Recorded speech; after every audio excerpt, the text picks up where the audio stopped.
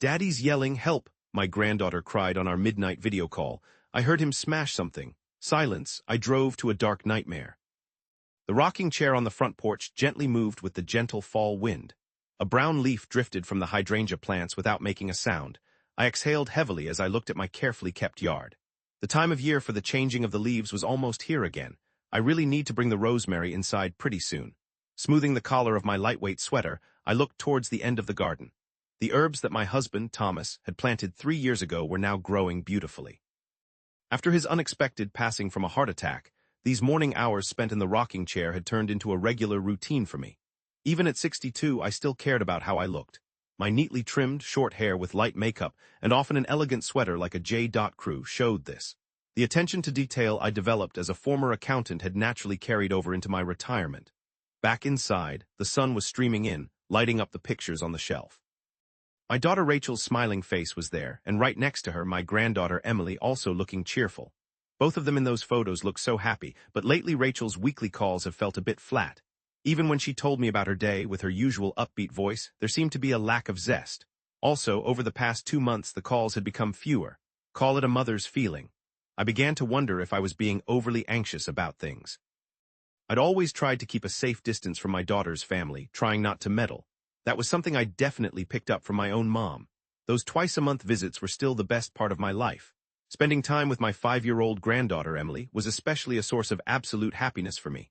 "Grandma," Emily would exclaim, running to hug me the instant I came through the door. She'd show off the ballet steps she was learning or play her new piano songs. Her pure, unadulterated smile would warm me right to my core. Yet lately, something has been weighing on me. While video chatting with her on the iPad, Emily said, "Daddy's scary," just slipped right out. The look on her face at that moment wouldn't leave my mind. At first, my son-in-law, James, had seemed perfect for Rachel. After finishing at Boston University, he had created a great career at a local real estate firm, and I was truly impressed with how devoted he seemed to Rachel. 5 years into their marriage, they had bought a house in a brand-new neighborhood, and it looked as though they had a happy family. But lately, James hadn't been around much when I came over. Rachel always said he was just swamped with work, but I had begun to keep a record of her visit. I just couldn't get rid of this nagging feeling that something else was going on. During lunch with my book club pals at Whole Foods, someone mentioned some gossip they'd heard about James. They said they saw him at a bar nearby. I immediately changed the topic to try to avoid further talk about it. I just observed them from afar, I guess. Martha, her dear friend from the church's book club, had advised me, "You're making a mountain out of a molehill." Maybe she was correct. When evening arrived, Elizabeth effortlessly maneuvered her SUV into a parking spot. Lately, it had become my pattern to be home before the Instacart groceries were delivered. Now that I'm living on my own, I've been trying to stick to a regular schedule. Unlocking the front door, I remembered my weekend's itinerary. On Saturday, as always, I'd spend the day with my daughter and her family after church. We planned to go to Emily's ballet recital. The little girl was so excited about it. As the darkness enveloped, Elizabeth tenderly touched the family photo in the living room, part of my nightly habit. In the picture, Rachel was beaming with the joy of a new bride. It saddened me to think that the radiance from those times seemed to be slowly diminishing. I'm probably just being overly anxious, I thought to myself as I went to my bedroom. But my motherly intuition kept telling me that something significant was about to happen. It was almost bedtime. Elizabeth was going through my customary evening preparations in the hush of the night. The bedroom lights were turned down low, with only the warm glow of the bedside lamp lighting the room. A chilly October breeze came through a small opening in the curtains. Ordinarily, this is when I would easily fall asleep, but tonight I felt uneasy. Earlier that day, I'd tried calling Rachel, but I didn't have any luck. It was odd, even though it had been happening a lot recently. I was sitting on the bed, looking through the list of calls I had made. The book I was currently reading was resting near my pillow. It was the next selection for my book club. The time was 11:15 p.m. I knew tomorrow was Saturday, and I had committed to going to Emily's ballet performance. I grinned, remembering how Emily had been boasting about her new tutu, and how thrilled she was that her grandmother was coming to see her dance. My phone on the nightstand had a blue, blinking light. It was probably an Amazon delivery confirmation. As I reached to look at it, the screen of my iPad, which was on my bedside table, suddenly illuminated the room. The sound of the ringtone broke the silence. It showed Emily's face, and I paused for just a second. A video call from my granddaughter at this time of night. Something seemed off. "Emily, what is it? Why are you calling so late?" The instant I tapped the button to accept the call, my heart seemed to stop. Emily's face filled the screen, and it was contorted with tears. Her sweet, innocent look was replaced by puffy eyes and tear-streaked cheeks. Her little face looked so pale in the dark. Her hair was messy and her pajama collar was askew. "Grandma," a shaky voice whispered from the speaker. It carried a fear I'd never heard before. "Daddy, Daddy's yelling at Mommy. Help, I'm scared." Faint, angry yelling was just barely audible in the background. A man's rough voice, one I didn't recognize, and blended in with it, a woman weeping. I felt like I heard something crash. My hands were trembling. On the video call, my granddaughter's shoulders were shaking just a little bit. It seemed like Emily was trying to hide in the shadows. "Emily, where are you at this moment? Is your mommy there with you? Is she with you?" I was really trying hard to stay calm, but my voice got louder. All sorts of things started flashing through my brain. "James, that usually so quiet son-in-law, why? I have no idea. It's so dark." The little girl's voice just stopped. I heard what sounded like a door opening behind her. Then all of a sudden the screen went black. The call was over. "Emily, Emily." I immediately tried to call back, but no one answered, so I tried Rachel's cell phone next. The phone just kept ringing and ringing. It rang once, twice, 3 times, and then it went to voicemail. I dialed again. The same thing happened. I could feel cold sweat running down my back. "Just stay calm, I told myself. After telling myself that, I sprang into motion. I threw a dark blue coat over my nightclothes and shoved my wallet and phone into my purse. There wasn't time to even check my makeup-less face in the mirror. As I was rushing down the stairs, I grabbed my car keys by the front door. Stepping outside, the chilly night air hit my face. The streetlights made shadows of the early fall leaves on the sidewalk. Usually the quiet of the night relaxed me, but now it felt really creepy. The sound of the garage door opening echoed across the peaceful neighborhood. I held onto the steering wheel really tightly. The clock on the dashboard said 11:35. Usually it takes me about 20 minutes to drive to my daughter's house. There wasn't a car in sight at this time of night. My foot lightly shook as it pressed down on the gas pedal.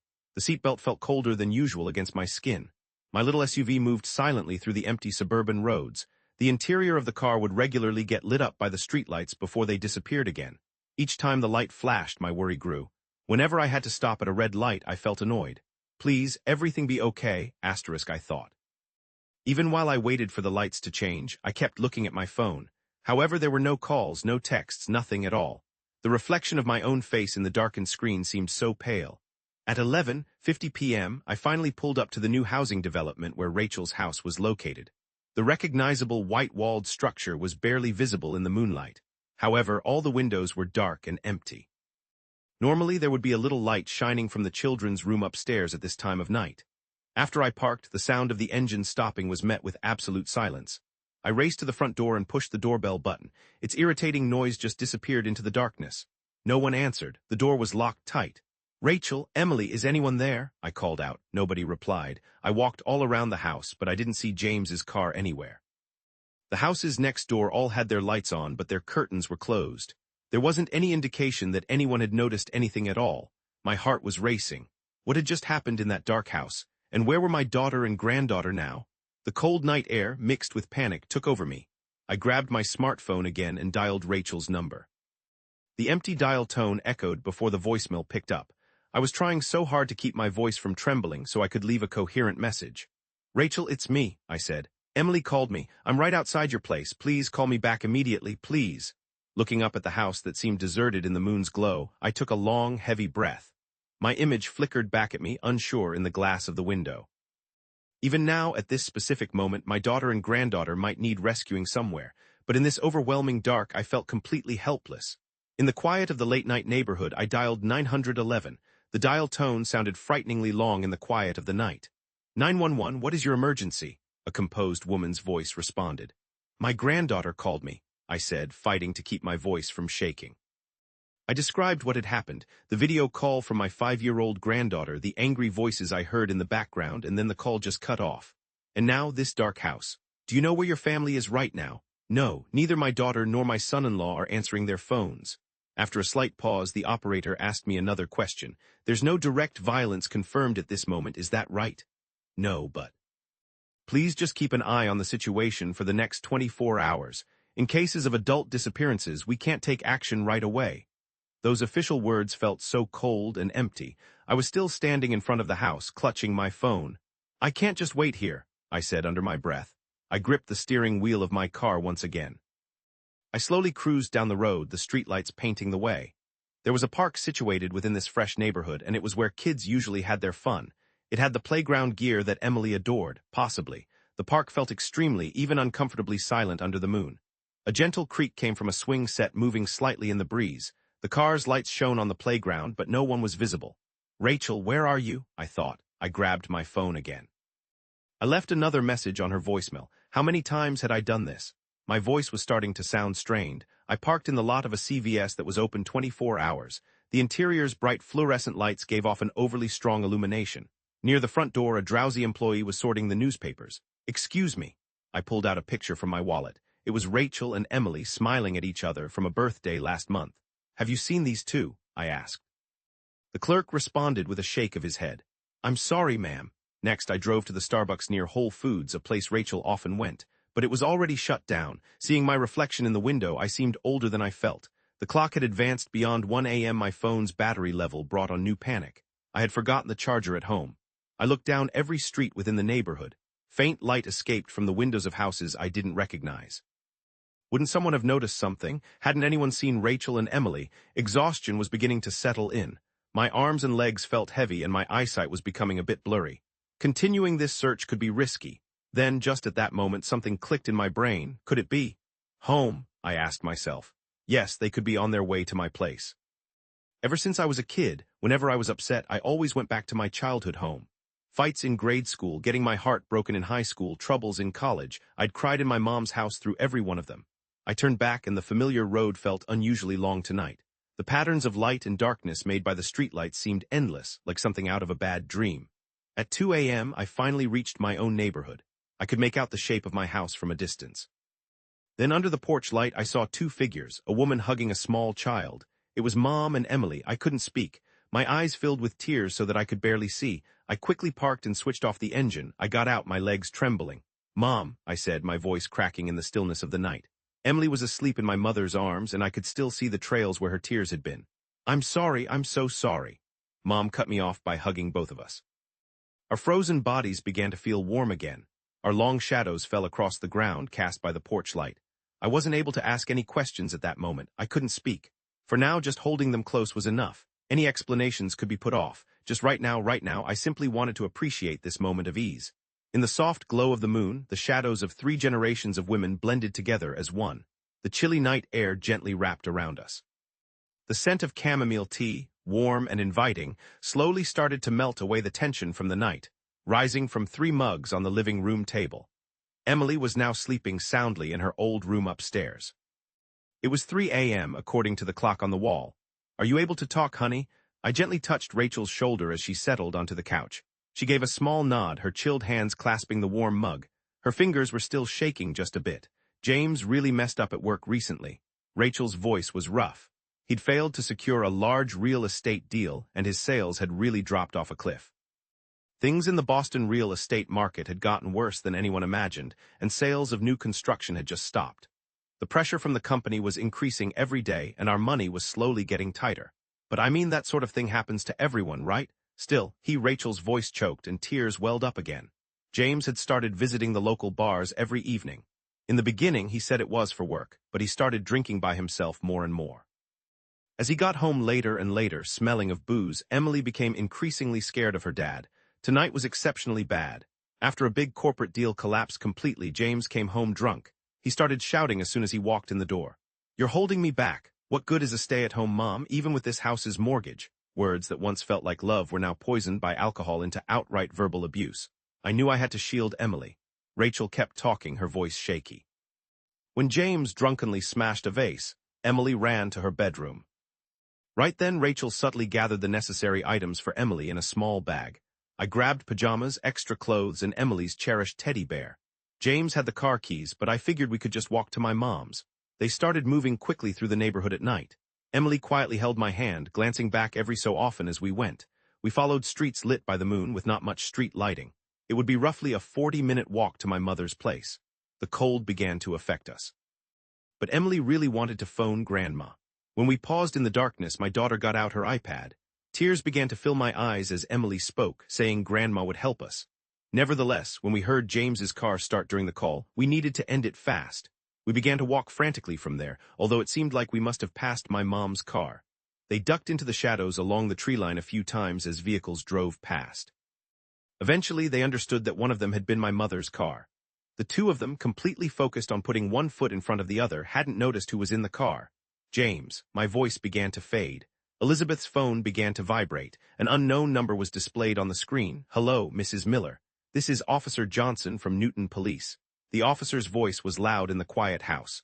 James's car had been found in a bar's parking lot nearby.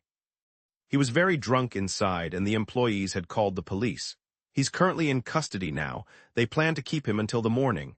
I took a deep breath and let it out slowly. "Thanks," she said, then disconnected the call. "James." Rachel's tone wavered. "I'm unable to return. Today, actually, I'm contacting a lawyer immediately.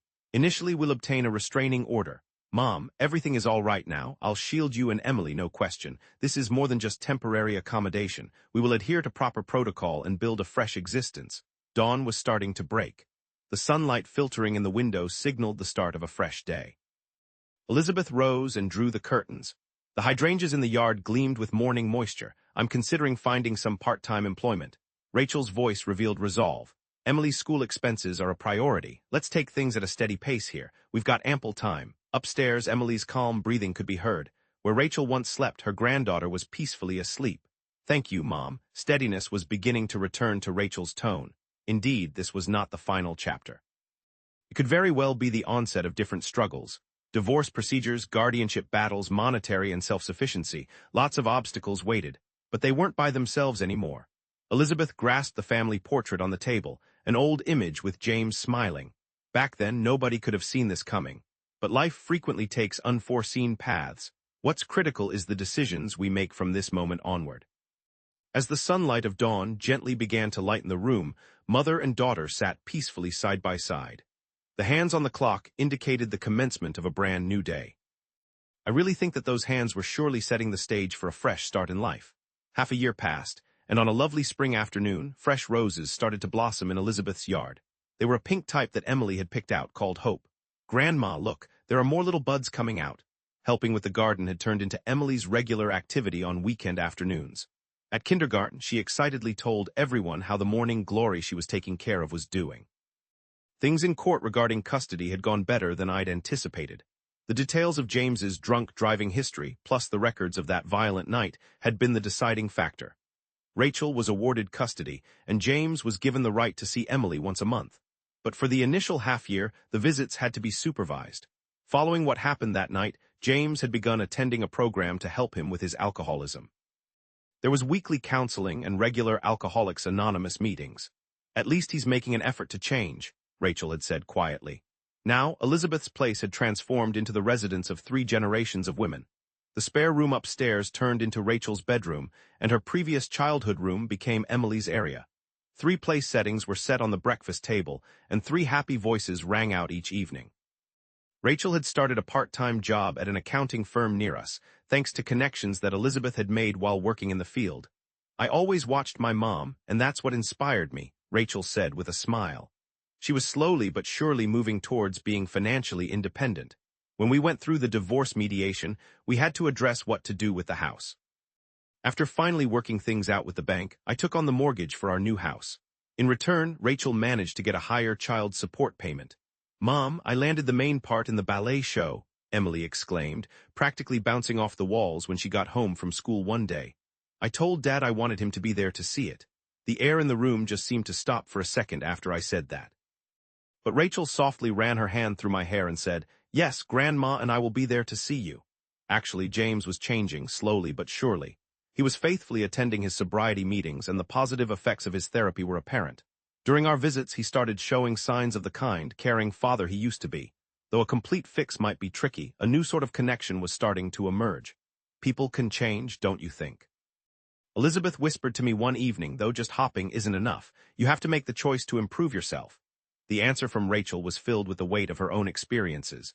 A spring wind carried the smell of fresh blossoms. The rose bushes in the yard kept on giving us more blooms. Each of us was on our own journey, finding our way through this new phase.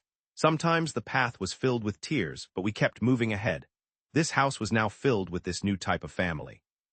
It might not have been perfect, but it had turned into somewhere filled with real feelings of love and a feeling of acceptance. "It looks like tomorrow will be great," Elizabeth whispered as she looked up at the evening sky. I definitely think it's going to happen. I heard Rachel's gentle voice. Looking out, I could see Emily tending to the roses outside. Bathed in the golden light of the setting sun, she looked to me like a beacon of optimism.